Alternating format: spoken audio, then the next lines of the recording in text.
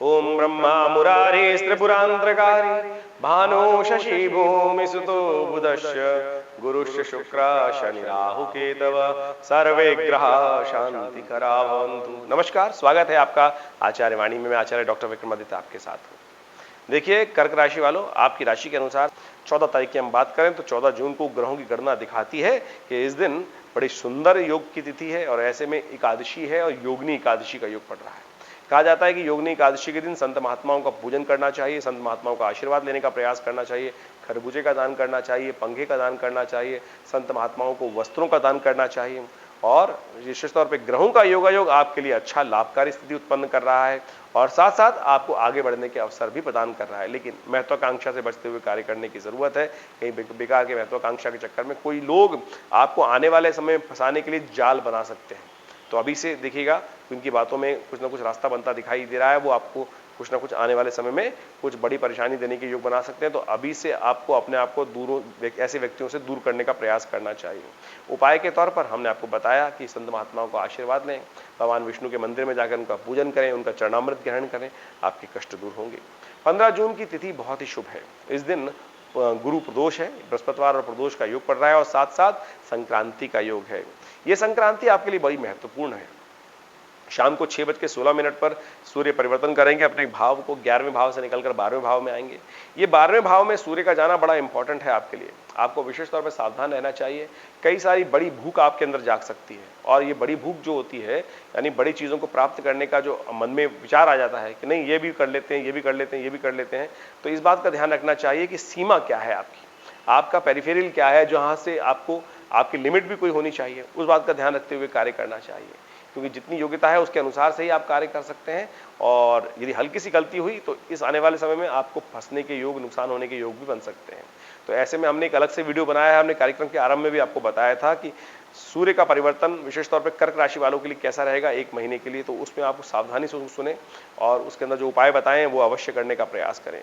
और आज के दिन जैसे योग है, इस दिन हम बात करें प्रदोष का तिथि बन रही है, तो ऐसे में कोशिश करें ब्राह्मणों को चने की दाल का दान करें, गौशाला में चने की दाल को भिगोकर गऊ को दें। ये बड़ा सुंदर उपाय है। और हो सके तो भगवान शिव की आराधना जरूर करें। भगवान शिव को शाम को जाकर किसी मंदिर में प्रदोष काल में यदि आप दूध में केसर डालकर भगवान का अभिषेक करेंगे तो बड़ा सुंदर आशीर्वाद मिलेगा, कल्याण के योग बनेंगे।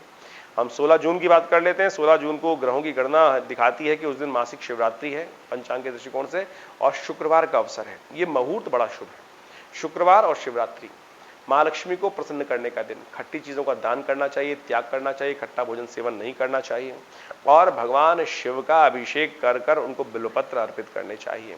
ये ग्रह गणना विशेष तौर पर आपके लिए मैं ज्योतिष के दृष्टिकोण से देखें तो बड़ी शुभ लाभ की स्थिति बना रही है। बुध जो है चंद्रमा के साथ आपके 12वें भाव में हैं और अभी तो बुध उदय हैं और ये आपके लिए बड़ा शुभ योग बनाने वाले हैं, लाभ की स्थिति उत्पन्न करने वाले हैं।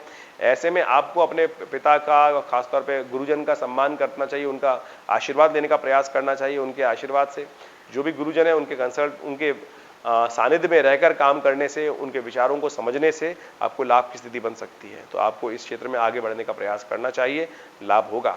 यदि हम बात करें 17 जून की, 17 जून की तिथि शनि के हिसाब से बड़ी महत्वपूर्ण है। इस दिन शनिचरी अमावस्या भी है और साथ साथ क्योंकि शाम के समय अमावस्या का योग बन जाएगा, चतुर्दशी के उपरांत अमावस्या का योग बनेगा, शनिचरी अमावस्या हो जाएगी। तो ऐसे में पैतृक कार्यों के लिए यह अमावस्या प्रशस्त कही जाती है। अपने पितरों के निमित्त दान, पुण्य, ब्राह्मण भोजन अवश्य कराने का प्रयास करें। और साथ साथ शनि महाराज वक्री हो रहे हैं। शनि जब जनवरी में परिवर्तित हुए थे तो इस राशि में आपके लिए आगे बढ़ने के योग बना रहे थे, लेकिन अब शनि का वक्री होना अष्टम भाव में बैठकर स्वास्थ्य के दृष्टिकोण से सावधानी बरतने की जरूरत है। ये 4 महीने के लिए योग है। हमने अलग से एक वीडियो बनाया है इसके लिए, उसको जाके समझ लें, देख लें और जो उपाय बताएं वो अवश्य करने का प्रयास कीजिएगा। स्वास्थ्य का ध्यान रखने की जरूरत है, संतान का ध्यान रखने की जरूरत है। ये ग्रहों का योगायोग आपके लिए, शनि का जो परिवर्तन हो रहा है गति में, ये बड़ा महत्वपूर्ण रहेगा। ऐसे में आज की शुभ तिथि में शनिवार के दिन आप कोशिश करें शनि के निमित्त साबुत उड़द का दान करें, पीपल के पेड़ के पास जाकर उन पर जल अर्पित करें और एक दिया वहां पर तिल को डालकर अर्पित कर प्रज्वलित करें। इससे आपके कष्टों को दूर करने का योग बनेगा। यदि हम बात करें 18 जून की, 18 जून को रविवार है और आषाढ़ की अमावस्या है।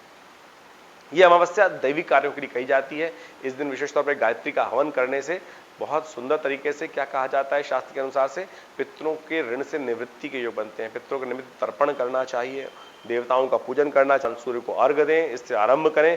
ग्रह गणना भी दिखा रही है कि चंद्रमा का परिवर्तन का योग है। चंद्रमा आपके द्वादशवें भाव 12वें भाव में चले जाएंगे। 12वें भाव में चंद्रमा जो है सूर्य के साथ जाएंगे, ये अन्य से जुर्माने करा सकते हैं, खर्चे बढ़ा सकते हैं। तो जो भी कार्य करें दिखावे के चक्कर में, बेकार के चक्करों में न फंसें, हर नियम का पालन करते हुए कार्य करने का प्रयास करें और इस बात का ध्यान रखते हुए कार्य करेंगे तो आपके लिए अच्छा रहेगा, और नहीं तो कष्ट होने के योग दिखाई देते हैं। उपाय हमने आपको बता ही दिए। 19 जून को गुप्त नवरात्रे आरंभ हो रहे हैं। आषाढ़ मास की प्रतिपदा है शुक्ल पक्ष की, और उस दिन विशेष तौर पर चंद्र दर्शन का योग भी बन रहा है। तो ये बड़ी शुभ तिथि है। गुप्त नवरात्र जिस समय आरंभ हो रहे हैं, वैसे तो आमतौर पर 4 नवरात्रों का विशेष शास्त्र में वर्णित होता है, चैत्र, शारदीय और 2 गुप्त नवरात्र। गुप्त नवरात्रे बहुत कम लोग के बारे में ज्ञान होता है उनको। कोशिश करें आपकी गुप्त मनोकामनाओं को पूर्ण करने के लिए, गुप्त रूप से साधना करने से कहा जाता है बड़े प्रकार से भगवती का आशीर्वाद मिलता है। और इस बार तो गुप्त नवरात्रों के दिन चंद्र उदय भी हो जाएंगे प्रतिपदा के दिन, तो ये बड़ी शुभ मुहूर्त की स्थिति दिखाई दे रही है। सोमवार का अवसर और प्रतिपदा, और उस दिन विशेष तौर पर माँ भगवती दुर्गा की आराधना करके आप अपने कष्टों का निवारण करने का योग बना सकते हैं। बृहस्पति, शनि, चंद्रमा का योग, ग्रहों का योगायोग थोड़े से खर्चे बढ़ाने के योग दे रहा है, तो कोशिश करें धर्म कार्य की तरफ अपने आप को लगाने का प्रयास करें, कथा का श्रवण करने का प्रयास करें, माँ भगवती का पूजन करने का प्रयास करें, यह आपके लिए शुभ रहेगा। हमने भी विवेकानंद योगाश्रम में बड़ा सुंदर दुर्गा जी का यज्ञ रखा है। दुर्गा सप्तशती का संपूर्ण 13 अध्यायों का यज्ञ किया जाएगा। उसमें आप भी हमारे विद्वान पंडितों के द्वारा उस यज्ञ में सम्मिलित हो सकते हैं, अपना स्थान आरक्षित करा सकते हैं और माँ भगवती के दिव्य सानिध्य में, माँ भगवती के दिव्य प्रतिमा जो 1947 में मुल्तान से भगवती का शिव विग्रह हमारे आश्रम में पधारा, वो आज भी प्रतिष्ठित है और उनके सानिध्य में जो यज्ञ किया जाता है वो मनोकामना सिद्धि के लिए अद्भुत माना जाता है। आप भी अपने स्थान को आरक्षित कराएं। ये नंबर सामने स्क्रीन पर चल रहे हैं, उन पर फोन कर आप सारी व्यवस्था को समझ सकते हैं। 20 जून की तिथि चंद्रमा के परिवर्तन की स्थिति दिखा रही है और ये आपके लिए पॉजिटिव साइन लेके आ रही है। दोपहर के बाद का समय आपके लिए पॉजिटिव रहता दिखाई दे रहा है और आपकी योग्यता का लाभ प्राप्त हो सकता है, और साथ साथ आपके मंगल की स्थिति जो कमजोर है उसको भी पॉजिटिव करने का चंद्रमा योग बना रहा है। तो ऐसे में विशेष तौर पर अपने समय को सदुपयोग करते हुए कार्य करने का प्रयास करें। ऐसे में आपको थोड़ा सा सावधान रहना चाहिए। मंगल शुक्र का और चंद्रमा का योग जब हो जाता है तो कहा जाता है कि शुक्र थोड़ा सा इन सब चीजों में मन को प्रभावित कर सकता है, तामसिक प्रवृत्ति की तरफ, उससे बचने का प्रयास कीजिएगा। कन्या पूजन करें, माँ भगवती ब्रह्मचारिणी का ध्यान करें। इस दिन बुध भी हो जाएंगे अस्त, और बुध का अस्त होना आपकी मैनेजिंग कैपेसिटी को, ऑर्गेनाइजिंग कैपेसिटी को कम करने के योग बनाता है।